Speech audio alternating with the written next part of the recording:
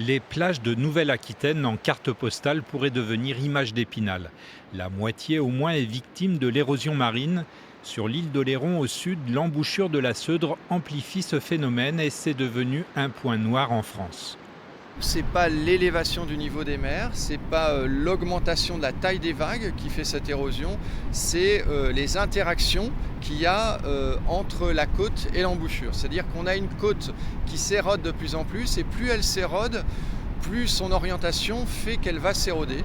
Si au beau jour la mer ramène du sédiment, l'automne marque le début des tempêtes et ici à Saint-Trojan, la mer grignote 10 mètres de dunes en moyenne par an avec des records impressionnants. À l'hiver 2013-2014, le recul a atteint 50 mètres. La particularité ici, c'est qu'on n'a pas de situation d'équilibre entre les apports sédimentaires d'été et le départ des sédiments l'hiver. On a un budget qui est extrêmement négatif avec beaucoup de matériel qui s'en va. Et ça dure depuis on peut dire décennies maintenant sur le sud de l'île d'Oléron. Un peu plus au nord, à Dolus, la commune avait opté pour l'enrochement, un système qui ne permet pas les échanges de sédiments et la plage finit par se creuser, mettant en péril l'édifice. Ce qui accélère la prise de conscience et la peur des uns et des autres, c'est le fait qu'il y ait des maisons qui se soient construites derrière et que chacun dise « mais moi, mon bien, quelle va être la valeur demain ?»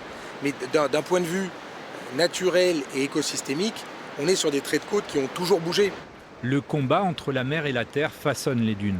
Et laisser la nature s'exprimer tout en l'accompagnant peut permettre à l'homme de réduire l'érosion.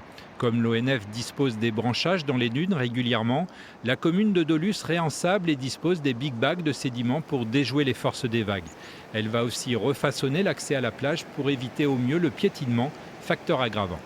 C'est plutôt avec un patelage bois qui passe au-dessus de la dune et ensuite une descente vers le sud pour épouser la forme de la dune et permettre aux uns et aux autres d'accéder à la plage à l'année sereinement. La plage et la dune sont comme une mécanique.